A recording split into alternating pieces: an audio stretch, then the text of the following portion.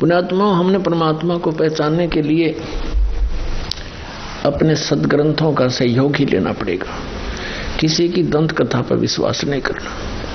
परमात्मा के क्या गुण हैं, वो क्या लीला करता है, ये हमारे पवित्र सदग्रंथ, पवित्र वेद बताते हैं। कबीर परमेश्वर ने कहा है कि वेद मेरा भेद है, मैं ना वेदन के माही, और जौन वेद से मैं मिलूं वो वेद जानते नहीं।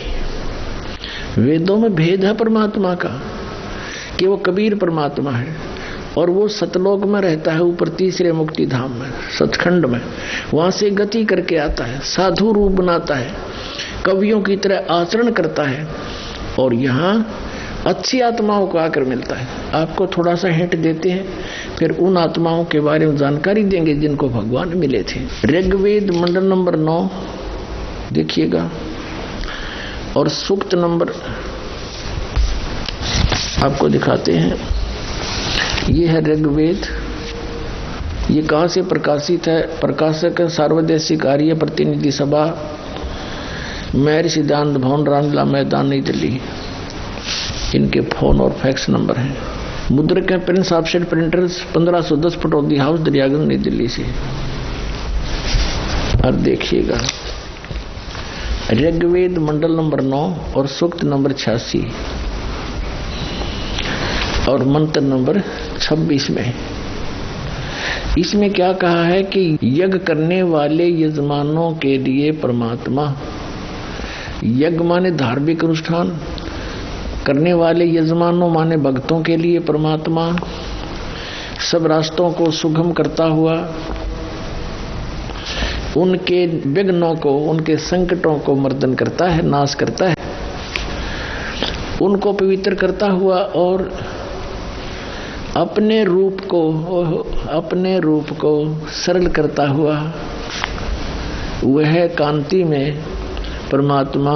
इन्होंने यहाँ क्या कर दिया, ये यहाँ शब्द है कबीर, हम इसको कबीर बोले, कबीर वह बोलते हैं, वह को, वेदों को हम वेद बोलते हैं अपनी लोकल लैंग्वेज में पूरे भारत में। अब यहाँ इन्होंने कवि यू ऐसे अवसर लगा के इसका अर्थ कर दिया सर्वज्ञ, या तो इसका कवि लिखते, कवि काव्यकार, लेकिन काव्यकार का यहाँ प्रसंग नहीं, तो इसका अर्थ सर्वज्ञ नहीं कर सकते। भले इसका अर्थ कवि कर दो, लेकिन वो उस परमात्मा को हम, जैसे ये यजुर्वेद है, आपको दिखाते हैं। अब जैसे ये यजुर्वेद है, अब इसके 2 बिंदी यहाँ लगा दे तो, और इसका अलग अलग करे तो भी यजुर्वेद ही है। ये देखिए, इसमें प्रकाशक है सार्वदेशिक आर्य प्रतिनिधि सभा, 2/5, महर्षि सिद्धांत भवन, रामलीला मैदान, नई दिल्ली। इसमें आपको दिखाते हैं 36 में, इनके 36वें अध्याय में, ये है 36वां अध्याय, 6300 अध्याय। 36वें अध्याय के प्रथम मंत्र में क्या लिखा है? रेचम वाचम परपदे मनो यजु परपदे। ये यजु शब्द है, इसका अनुवाद महर्षि दानंद ने किया है। यहाँ देखो, ये बिल्कुल ठीक रहा, ये यजुर्वेद लिख दिया। बस सीधी सी बात है कि ये यजुर्वेद की महिमा गाई जा रही है और यहाँ इस यजु का अर्थ कर दे। जैसे कवि का अर्थ ने सर्वज्ञ कर दिया, कवि कोई भी सर्वज्ञ नहीं होता। जैसे इन्होंने ऋग्वेद में इस कवि का अर्थ सर्वज्ञ कर दिया। अब कवि कोई सर्वज्ञ नहीं होता, यहाँ लिखना चाहिए था कबीर देव। जैसे यजु, अगर यजु का अर्थ कर देते वहां पर, तो कैसे समझेंगे ये किसके बारे में कहा जा रहा है? यजुर्वेद के बारे में। अब जैसे यहाँ इन्होंने ठीक किया है, ये यजुर्वेद में, अब हम यजुर्वेद आपको दिखा रहे हैं सिर्फ ये कंसेप्ट क्लियर करने के लिए कि जैसे इस महर्षि दयानंद ने यजु का अर्थ यजुर्वेद कर दिया, बहुत अच्छा किया। अगर इसका यहाँ कोई अनुवाद करके अड़ंगा कर दे तो कैसे समझेंगे कि यजुर्वेद के बारे में जानकारी है? ठीक इसी प्रकार अब हम फिर आते हैं अपने ऋग्वेद पर। हम आते हैं अपने ऋग्वेद पर, जो आपको पहले दिखाया था। ये भी आर्य प्रतिनिधि सभा से ही प्रकाशित है। ये ऋग्वेद यहाँ से प्रकाशित है, ये भी आपको दिखाया था। ये इसके मुद्रक हैं, ये ऋग्वेद है। अब हम इसके वो पढ़ रहे हैं, ऋग्वेद मंडल नंबर 9 सूक्त 86 मंत्र 26 पढ़ रहे हैं। 26 इसमें आप पढ़ लिया कि यज्ञ करने वाले यजमानों के लिए, यानी साधना करने वाले, धार्मिक अनुष्ठान करने वाले भक्तों के लिए परमात्मा सब रास्तों को सुगम करता हुआ और उनके विघ्नों को मर्दन करता है, नाश करता है, और अपने रूप को सरल करता हुआ, क्योंकि सतलोक में परमात्मा साकार है, सह शरीर है, सतलोक में रहता है, वहां उसके एक रोमकूप में करोड़ सूर्य करोड़ चंद्रमा मिला दी, इतनी शोभा है।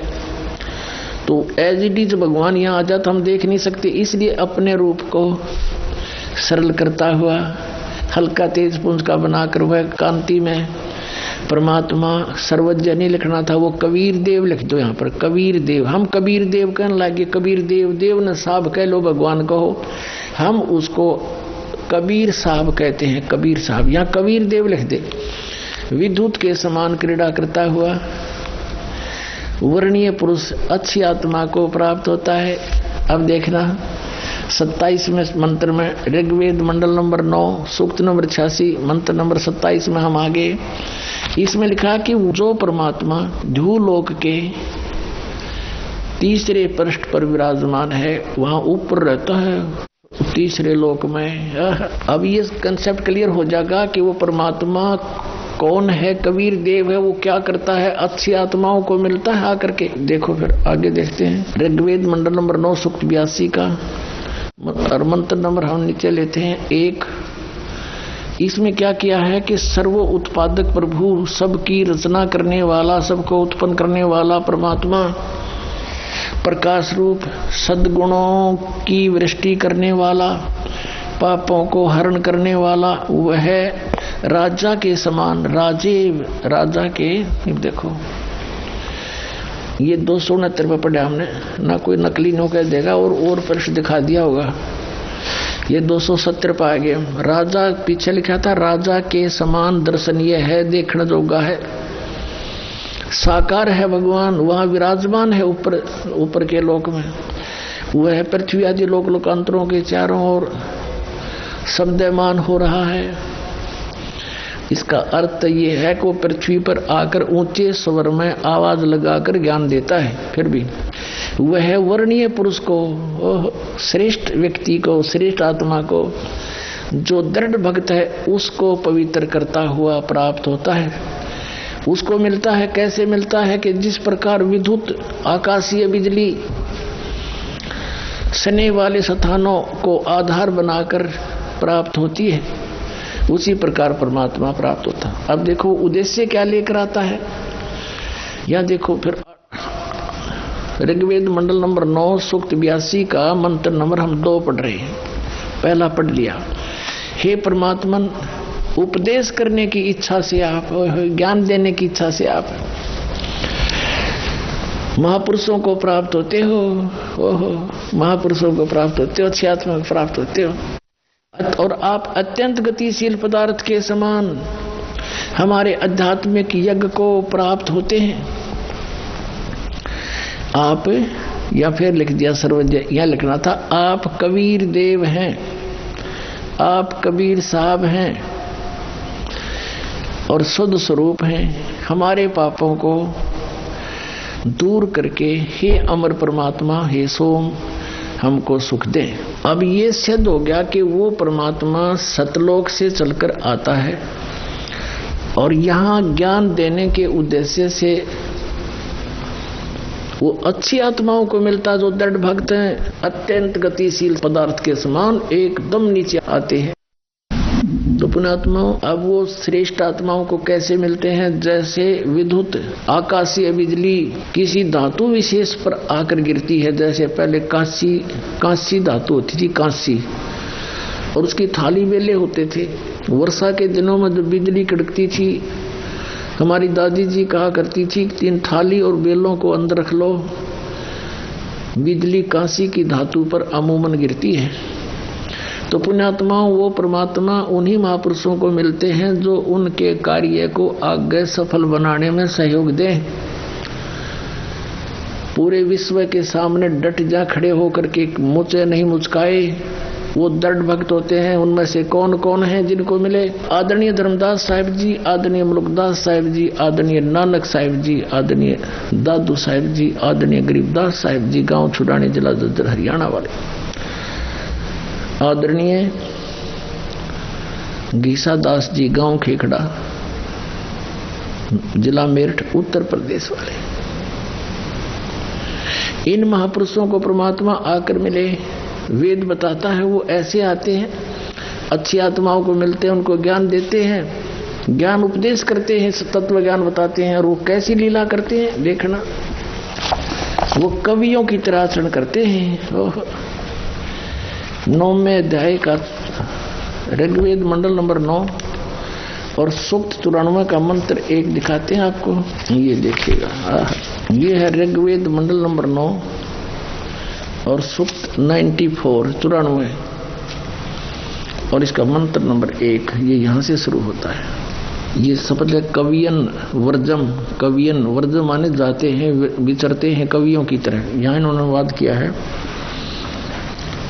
यहाँ अनुवाद किया है कि सूर्य के विषय में जैसे रश्मियां प्रकाशित करती हैं, उसी प्रकार मनुष्यों की बुद्धियां अपनी अपनी उत्कृष्ट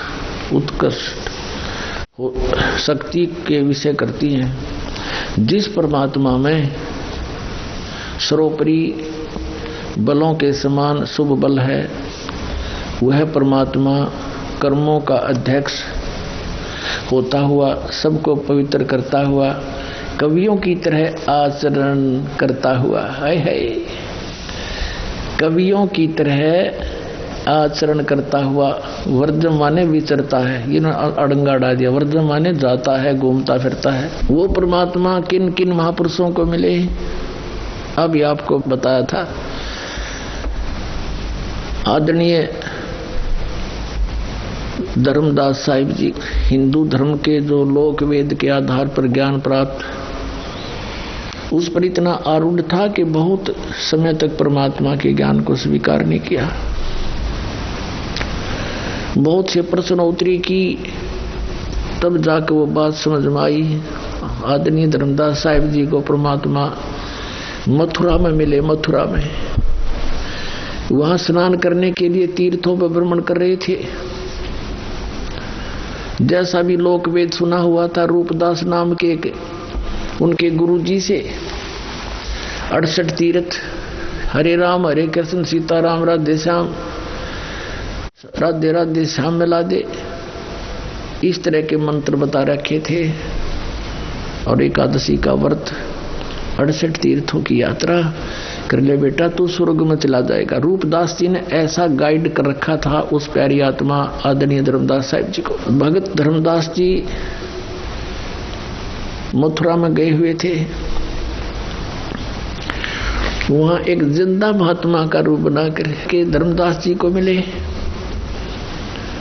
धर्मदास जी से जाकर कहा, हे महात्मा जी, क्योंकि धर्मदास जी ने वेशभूषा बना रखी थी, एक महात्मा जैसा लगे था, माथे में तिलक ला रखा और कंठी पहन रखी। जाकर परमात्मा ने कहा, हे महात्मा जी, मैं भटक रहा हूँ भगवान के लिए, मुझे कहीं रास्ता नहीं मिला। बहुत से गुरु बनाए हैं, बहुत से संतों से मिला हूँ, मेरी संतुष्टि नहीं हुई, लेकिन ऐसा लगता है जैसे आपसे मुझे कुछ राहत मिलेगी। आप ये क्या पढ़ रहे थे? क्योंकि उसमें धर्मदास जी गीता जी का नित्य पाठ किया करता था। धर्मदास जी ने कहा कि मैंने गीता का पाठ किया है, हमारी पवित्र शास्त्र है ये। और जिंदा महात्मा के अंदर एक फकीर होते हैं जो ऊपर से एक टोपा पहनते हैं काला सा, और एक ओवरकोट पहनते हैं काला ही, घुटनों से काफी नीचे तक एक कच्छा पहनते हैं। तो ऐसी वेशभूषा वाले को जिंदा महात्मा कहते हैं। तो कहा, ये महात्मा जी मुझे ज्ञान बता दो, मैं तो भटक रहा हूँ। धर्मदास जी ने कहा था कि आप पहले गुरु बनाओ, गुरु के बिना मोक्ष नहीं होता। तो कबीर परमेश्वर जी ने कहा कि गुरु तो मैं बनाऊंगा, लेकिन मेरी शंका का समाधान हो, और आपको बना लूंगा गुरु में, पहले को तो पहले बना लेता हूँ, लेकिन शंका समाधान अवश्य चाहूंगा। धर्मदास साहिब जी ने कहा कि नहीं गुरु जी तो मैं नहीं बन सकता, क्योंकि मुझे आदेश नहीं गुरु बनने का। आपको मैं अपने गुरु जी से नाम दिला दूंगा, बड़े पहुंचे हुए महात्मा है। तो परमात्मा ने उससे एक प्रश्न किया कि आप क्या नाम जाप करते हो? धर्मदास जी ने कहा कि हरे कृष्ण हरे राम, राम राम हरे हरे, कृष्ण कृष्ण हरे हरे, राधे श्याम राधे राधे श्याम मिला दे, ओम नमः शिवाय, ओम भगवते वासुदेव नमः। तो परमात्मा ने कहा कि आप गीता जी को पढ़ते हो? कहा जी। क्या गीता जी में ये मंत्र है? ना जी, ना जी। फिर क्या आप इन जाप कहां से क्यों कर रहे हो? 16वें अध्याय के 23वें श्लोक में लिखा, शास्त्रीय विधि को त्याग कर जो मनमाना आचरण करते हैं उनको कोई लाभ नहीं होता, ना उनका मोक्ष होता, ना उनको परम गति प्राप्त होती, ना कोई सुख होता। फिर किस लिए कर रहे हो? अब धर्मदास को याद थे वो श्लोक, गीता साथ लिए हुए था, तो समझ गया बात तो सही है। आप तो अवहेलना कर रहे हो भगवान के आदेश का, आप तो दोषी हो रहे हो। आप किसकी पूजा करते हो? गीता किसने बोला है? कि श्री कृष्ण जी ने बोला। धर्मदास जी ने कहा कि श्री कृष्ण जी ने गीता का ज्ञान दिया। परमात्मा ने कहा चल हम यही बात छोड़ देते हैं, बड़ी बात नहीं करते आगे। श्री कृष्ण जी ने गीता का ज्ञान दिया, आप श्री कृष्ण की पूजा करते हो। क्या श्री कृष्ण नाशवान है या अविनाशी है? धर्मदास जी कहते अविनाशी हैं, ये तो सर्वशक्तिमान है, इनके कोई जन्म मृत्यु नहीं होती, ब्रह्मा विष्णु महेश ये अजर व अमर है। तो परमात्मा ने उनसे कहा कि गीता अध्याय नंबर 4 के श्लोक नंबर 5 और 9 में, अध्याय 2 के 12 में, अध्याय 10 के 2 मंत्र में ये गीता ज्ञान दाता कहता अर्जुन तेरे मेरे बहुत जन्म हो चुके, तू नहीं जानता मैं जानता हूं। फिर ये अविनाशी कैसे हुआ? 18वें अध्याय के 62वें श्लोक में किसी और परमात्मा की शरण में जाने को कहता है, उसकी शरण में परम शांति को, सनातन परम धाम को प्राप्त होगा। वो कौन है? वो परमात्मा, वो तो आपके गीता ज्ञान दाता से अन्य है। अब धर्मदास जी नहीं मान्या, अंदर से जख्मी अवश्य हो गया, लेकिन माना नहीं, क्योंकि ये पुराना पेंट जल्दी सी ओरिजिनल पेंट को टिकने नहीं देता। लेकिन परमात्मा के पास भी रेगमार है, पूरा साफ करके चढ़ा होगा। अंतर ध्यान हो गए, उनको मिले नहीं। एकदम सामने से अंतर ध्यान होते ही तो अक्का बक्का रह गया। तो ये भगवान ही तो फरिश्ता था, ये तो कोई देवता था, कोई ज्ञानी पुरुष था, कोई सिद्ध पुरुष था। देखो कितना सच्चा ज्ञान बता रहा है उसने। फिर बाद में सारे श्लोक देखे अपनी गीता में, रोज सारी रात करवट लेता रहा, ये भगवान अब के दर्शन दे दो, अब के दर्शन दे दो। कहने का भाव ये है दास का कि 2-3 ट्रिप में जाकर सेट होया धर्मदास, और फिर ऐसा हो गया पूरा संसार एक तरफ और धर्मदास जी एक तरफ। तो वो दृढ़ भक्त थे। इसी प्रकार आदरणीय नानक साहिब जी को परमात्मा मिले, पहले मिले अपने कबीर रूप में जाकर, जो धानक रूप में, जुल्हा रूप में रहा करते थे काशी में। और आदरणीय नानक साहिब जी उसमें सुल्तानपुर शहर के अंदर अपनी बहन नानकी के घर पे, यानी वहां रहा करते थे। और सुल्तानपुर के नवाब के यहाँ मोदी खाने में नौकरी करते थे, क्योंकि उनके बहनोई श्री जयराम भी वहीं पर एक ऊंच पद पर विराजमान थे, नवाब के पास ही। उन्हीं की शनाख्त पर उनको वहां नौकरी मिली थी। प्रतिदिन स्नान करने के लिए 1-2 नौकर जाता था साथ में, श्री नानक साहिब जी जाते थे। बेई नदी सुल्तानपुर के साथ से ही बह रही है, वहां स्नान करने जाते थे। एक दिन परमात्मा कबीर देव जी जिंदा महात्मा के रूप में मिले और प्रश्न उत्तरी की कि मैं एक भटका हुआ प्राणी हूँ, परमात्मा की खोज में घूम रहा हूँ, आपके बारे में मैंने बहुत कुछ सुना है, आप बड़े महात्मा हो, बड़े अच्छे भक्त हो, मैं आपसे कुछ ज्ञान प्राप्ति करना चाहता हूँ। अब नानक साहब जी ने जैसा भी उन्होंने ब्रजलाल पांडे से ज्ञान सुना था, बताने लगे कि विष्णु भगवान सर्वशक्तिमान है, यही 3 रूप धारण करके सारी स्थिति सृष्टि और संहार करते हैं, अजर व अमर हैं, इनकी जन्म मृत्यु नहीं होती। फिर बताया कि गीता जी का नित्य पाठ करना चाहिए, नित्य पाठ करने से जीव को बहुत लाभ होता है, परमात्मा प्राप्ति होती है। फिर परमात्मा ने पूछा कि आप मंत्र कौन से जाप करते हो? कि हरे कृष्ण कृष्ण कृष्ण हरे हरे, राम राम राधे श्याम सीताराम, राधे राधे श्याम मिला दे, और एक ओम मंत्र भी जाप करते हैं। अब परमात्मा ने प्रश्न किया कि गीता जी का ज्ञान किसने बोला? महात्मा जी। अब नानक साहब ने कहा कि पहले मुझे गुरु बना, फिर बताऊंगा सारी बातें। अब परमात्मा ने कहा ठीक है, आप मेरे गुरु जी, मैं आपका बच्चा, मुझे ज्ञान करा दो, मुझे तो मोक्ष चाहिए। यहाँ गुरु शिष्य की कोई बातें नहीं है, मैं तो निकला भगवान के लिए हूँ। नानक साहब ने पूछा कि आपका इंट्रोडक्शन दीजिए। परमात्मा ने कहा कि मैं धानक हूँ, कबीर नाम है मेरा,